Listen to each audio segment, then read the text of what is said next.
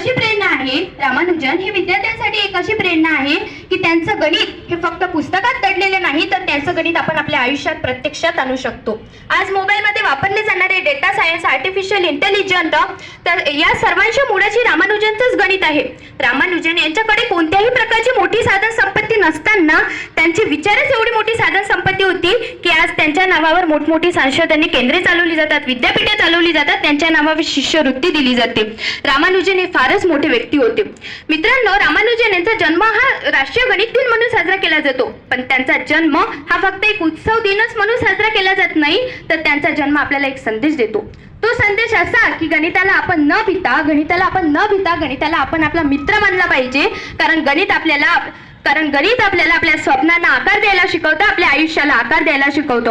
आज इथे एवढे विद्यार्थी उपस्थित आहे, यांनी जर रामानुजनचं गणित आत्मसात केलं तर तो विद्यार्थी त्याच्यामधील बौद्धिक क्षमता ओळखू शकतो. जगाला समजणारी सूत्रे स्वतःच्या वहीत